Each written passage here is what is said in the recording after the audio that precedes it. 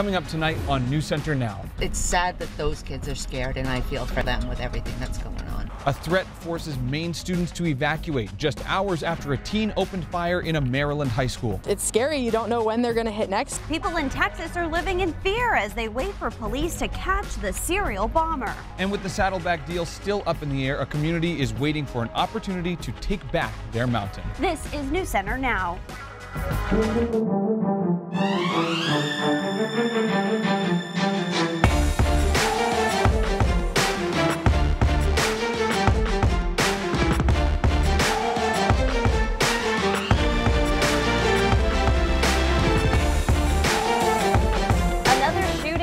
An American school, but this time the carnage may have been contained by the quick work of a school resource officer. Hello everyone, I'm Lindsay Mills. And I'm Chris Costa in for Lee Goldberg. Police say a student walked into Great Mills High about 60 miles south of Washington, D.C. with a handgun.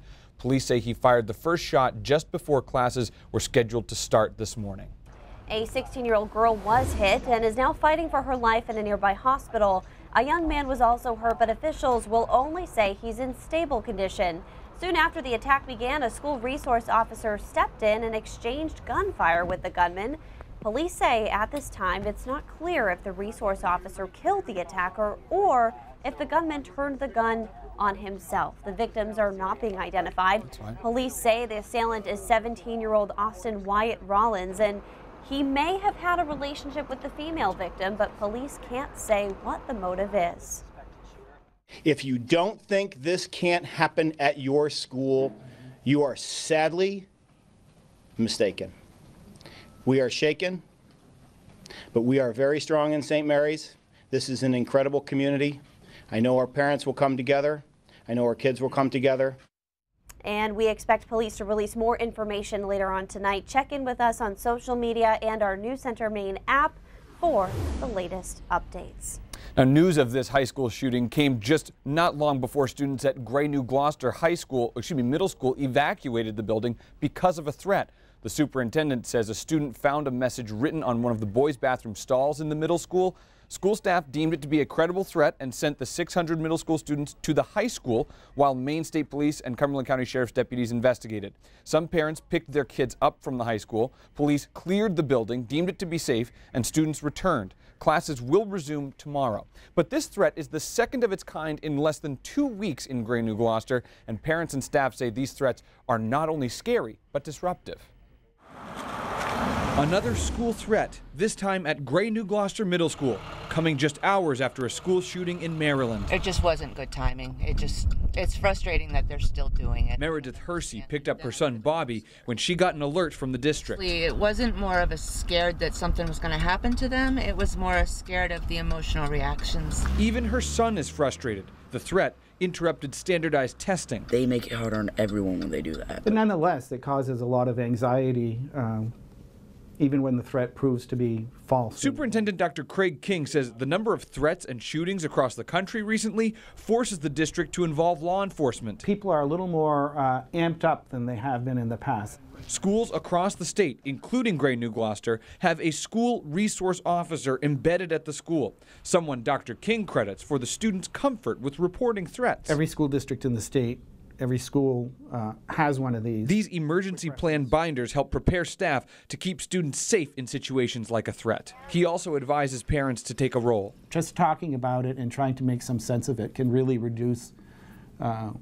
some level of anxiety. Meredith says she plans to do just that. We're going to be dealing with this for the next couple days at home. Now, local law enforcement, superintendents, and other school staff are meeting at St. Joseph's College at the first week of April to talk about school safety in the wake of all of these events nationally. Lindsay? All right, Chris, thanks so much for that. We'll keep you posted on our website as well. Okay, it's the first day of spring, and mentally, it has us feeling okay. It does. It does. I'm going to bring you down, though, a little bit at least. Sorry. I know we have some snow. Right. It's been a roller coaster ride these last couple of weeks, hasn't it? It has. But yeah, first day of spring. So Ryan made this cool graphic about what changes from the first day of spring to the last day of spring. Our average low temperature warms up almost 30 degrees, and our average high temperature on the last day of spring, you know, just a short 3 months away, will be 75 degrees. If you're not excited about the snow, you're probably looking forward to that. The change in the sunrise and the change in the sunset, it'll be close to 8:30 by the last day of spring too. So there's the good news, maybe the not so good news. Right now we have clear skies, so not a lot going on, but here's the system that will be bringing us some snow. It looks like it'll hold off for most of the day tomorrow, so tomorrow should be okay. There's a high pressure system in place, so as close as this storm is, it'll really take its time getting here, but it will bring many of us some snow for Wednesday night into the day on Thursday. Current temperatures not too bad, right around normal actually for this time of year, upper 30s and lower 40s, but tonight it'll get chilly. We'll drop down into the upper teens and lower 20s. So here's the hour-by-hour forecast. Again, most of the day tomorrow not too bad. Some clouds move in early. By late tomorrow night, we'll start to see that snow move in. It sticks around through much of the morning commute on Thursday, so that could be a little bit slick. We'll talk about the rest of the timing and the snowfall totals coming up in just a little bit, guys. All right, Jess, thanks so much. It was a small but mighty effort. The Saddleback Mountain Foundation, a group of locals, tried to buy their hometown mountain after 2 idle ski seasons, but lost out to an Australian developer. It's a deal that has since been shrouded in controversy as locals wait for the sale to close and the mountain to reopen. Christina Rex shows us that groups of locals have been working behind the scenes. Chris and Lindsay, the foundation had a big hill to climb and ultimately came up short. What you may not realize, though, is that they lost out on the mountain, but they're still fighting for that chance to get it back. We're actively waiting in the wings. The Saddleback Mountain Foundation hasn't given up hope. The group of local business owners and avid skiers started its quest to buy Saddleback in fall 2016, summoning millions in donations from Mainers and coming to an agreement with the mountain's current owners. Those dreams were interrupted when it was announced the mountain would be sold to the Australian development group Majella, the premier ski resort in North America. The Saddleback Mountain Foundation immediately refunded all its donors, but it didn't disband. Obviously, we didn't get the mountain, but we just made a conscious decision to stay engaged and involved and meet on a monthly basis to position ourselves should the opportunity ever become available again. Now, the 8-person board is waiting for its turn as the Saddleback owners work on a deal with Majella behind closed doors. Shady details loom over the current sale, including a leaked Majella audio tape, lawsuits, and a lack of money. Details Crystal says neither she nor her board will discuss. We really feel where the Barry family and Majella are still working through whatever it is they're working through, that we're not going to comment on anything to do with that. Now, just yesterday, the foundation, announced it has a new acting president. Other than that, most details are still private, including where the foundation plans to get all that money again if it gets another chance to buy the mountain. Chris, Lindsay. All right, Christina, thank you so much. Another blast in Texas rocks the terrified community. A Maine transplant tells us how her former neighbors are holding up. And United Airlines announces a big change after 3 separate incidents put family pets in danger.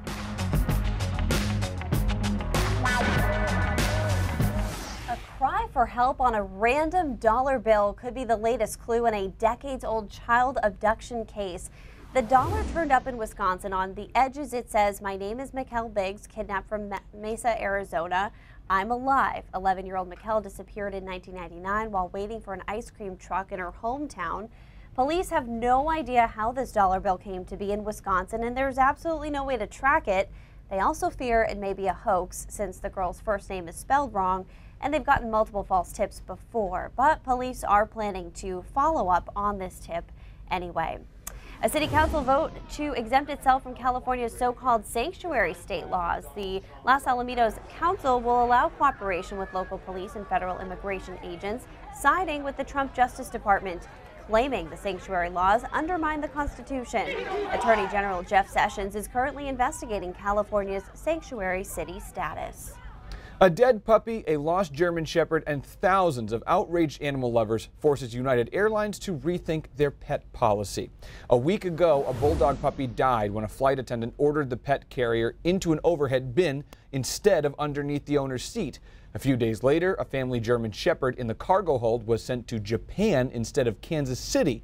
And on Thursday, a St. Louis flight was diverted when they discovered a dog had accidentally been placed on board. Today, United announced it is suspending the transport of animals in the cargo hold while they review their pet traveling process. Anyone who already made reservations with their pet will still be able to fly. The ashes of physicist Stephen Hawking will be laid to rest alongside fellow revolutionary scientists Sir Isaac Newton and Charles Darwin. Hawking died last week at the age of 76. The three scientists will lie side by side inside London's famed Westminster Abbey. The service will happen around Thanksgiving of this year. And we know scammers look out for certain opportunities like a death in the family or a lost credit card. But did you know March Madness is also big business for criminals? Consumer Reports warns that a surge in phishing emails and internet scams may be on the rise as the basketball tournament continues. Be cautious of live streaming scams that offer to stream games for free. Instead, stick with streaming sites you know and trust. Also, watch out for mobile app scams and payment scams. Avoid third-party app stores entirely. Researchers say it's always best to think twice before clicking and entering your information. Certainly good tips. And then if you're somebody like me, you lose your money anyway because you're not very good at March Madness. Yeah, bracket busted. Coming up, when one Mainer watches news coverage of the Austin explosions, she doesn't see a crime scene. She sees her former neighborhood en route to work. Hear her thoughts on these attacks next. And prepare for another incoming snow system. Jess is tracking the path. I wonder why Jess is here and not Keith today. We'll be right back. A FedEx employee is the latest victim of serial bombings in Texas. The bomb went off at a distribution facility near San Antonio, but was bound for Austin, an Austin address. The injured worker was treated and released at the scene, faring far better than two previous victims who were killed in the blast. This is the fifth explosion in the last week or so. A Maine woman says her friends and former neighbors live in the communities targeted in those blasts. She moved back home after working in Austin for several years, and she says not knowing when or where the next blast will go off makes everyone feel helpless. A tripwire explosion is one of several blasts to rock Austin, Texas in 3 weeks. Authorities there say it appears to be the work of a serial bomber and warn the devices are getting more sophisticated. There's just so little information about this out there right now. Vanessa Gager worked in Austin for several years as a forensic scientist. These are things that can be made by things most people have in their garages. It's going to be really hard to track down where they're coming from. She moved back home to Maine last summer. The not knowing being the hardest part, and that's why I worry for my friends down there. Some of the blasts happened right where you used to live. How does that make you feel? They're close to where I used to work. I used to drive right through that area every day going to work. So it's frightening. It just hits close to home when it's a place you're so familiar with. What makes matters worse, Gager says, is all the speculation making the rounds on social media. That just makes it more difficult for people in the area trying to figure out what's going on. And because so much is still unknown right now, trolls and conspiracy theorists are filling the information vacuum with rumors and lies. That's why our partner station in Austin set out to verify those claims on social media and tell us what the truth is. We don't always know where these rumors come from, but we can put an end to them. We've gathered comments from Facebook, Twitter, Reddit, Nextdoor, and more. First up, what's true? People scared about this text alert from APD sent out after last night's explosion. A number of folks claim they got it even from across the city. Well, we asked APD, they said, yeah, this was a glitch. Travis Country is the only neighborhood that is affected. Next, to claim even some big-name websites picked up on, the tripwire was connected to a for sale sign. Well, we asked ATF, and it's half true. We can verify it was attached to a sign, but the ATF doesn't even want to say what type of it. So 2 true claims right there. Let's tackle some false ones now. Titles and comments said the tripwire stretched across the entire road. Then people were asking how a car didn't trip it. Well, the answer via APD, the wire was next to the road, not across it. And here's a bit of a head scratcher. People asking why there's no video of any of these explosions. Some sites going so far as to say no video, no explosions, hinting at a potential conspiracy. Well, you can ignore those comments. You can't see the explosion, but you can hear it, and there could be more out there. APD is still asking neighbors to help out. And if you live in Travis Country and you have video surveillance on your home, please contact us. Now tonight, we can't answer some of the big questions. Who did this or why? What we can do is keep verifying any claims or questions that you have. We'll keep you guys focused on what's really going on here. That was Jason Puckett reporting from Austin, Texas. Well, you may not be able to tell by looking outside, but spring has officially sprung. We asked you to send in photos of your first day of spring views, and as you can see, although it was sunny, a lot of people still have piles of snow in their backyards, but still, people did get out to enjoy the sunshine, at least in the spirit of spring. If you got a great shot today, make sure to post it to our Facebook page, News Center Maine. Look at the snow piled up on that deck there. It seems like it needs some shoveling needs to be done there. A lot of the crocuses are already starting to bloom. We saw one in one of those pictures, and I feel bad because they're going to get more snow in some spots, on top of them for tomorrow night and Thursday. So we're trying to get there with spring, but some snow is on the way. All the signs are there. You can see it. I know. We're really trying. A storm to our south right now. New York City going to see some significant snowfall accumulation, it looks like, with this one. It looks very close. However, there's a high pressure system in place. That's why we've seen such clear skies today. So that is keeping this to our south for at least a little bit longer. Eventually, though, once we get into late tomorrow night and through the Thursday morning commute, that's when we'll start to see this storm move closer to our area. Right now, though, not a lot going on. Starting to see a few more clouds in York County, but that's about it. Temperatures will be able to cool off some overnight tonight. Right now, fairly comfortable. Many of us in the upper 30s and lower 40s. 39 in Bangor. Same thing for Portland. Augusta, you're at 41. Lewiston currently at 41 degrees. This is about normal for this time of year. Temperatures usually in the upper 30s and low 40s for our highs. But as we go through the overnight hours tonight, temperatures will fall upper teens and low 20s. So it will be pretty chilly waking up tomorrow, but eventually we'll see temperatures warm up, right? It's spring now. We have to at some point. So let's go through the hour-by-hour forecast here. So for tomorrow morning, not too bad. It's going to be on the chilly side, but could even see some sunshine early tomorrow. Temperatures starting out, again, upper teens, low to mid-20s by the morning commute. Then as we get into tomorrow afternoon, temperatures low to mid-30s. You can see those clouds, though, starting to creep in. Once we get into late tomorrow night and especially early Thursday morning, that's when we'll start to see the snow move closer to our area. Got to switch models because I think this one does a little bit better with the day on Thursday. So for the Thursday morning commute, things will start to get a little bit messy, but notice the snow doesn't move very far inland. It's mainly coastal areas that'll pick up some snowfall accumulation with this one. Back into Waterville Thursday morning, you might be like, where is the snow? You might just see a little bit as we get into kind of later Thursday morning and into Thursday afternoon. Same thing for Bangor. Then as we get into Thursday, later afternoon into the early evening hours, that's when down East Maine and parts of Washington County will start to see the snow as well. It wraps up pretty quickly, though. Snowfall totals not that impressive. I'll move out of the way so you can see here along the coast 3 to 6. Just farther inland, Lewiston, Augusta, Bangor 1 to 3. If we do anything with these totals by 11 o'clock tonight, we'll probably adjust them down. Many of you are probably liking that. Here's a look at the extended forecast. So again, snow starts very late Wednesday night. It could stick around through, or it will stick around through the morning commute, though, so it could be slippery on Thursday morning. You know, even with just a couple inches of snow, it gets pretty slick out there. Partly sunny for Friday. Weekend looks okay, but still chilly. Cold temperatures really stick around right into next week, even Monday. Still cold. Yeah, we can't shake that chill. I know. We need some more sun. I know. The sun really feels so good when it's out there. And as we learned from Keith's brain drops yesterday, certain areas will melt more than others. This is true. Exactly. We are getting a ton of comments on our Facebook live stream right now.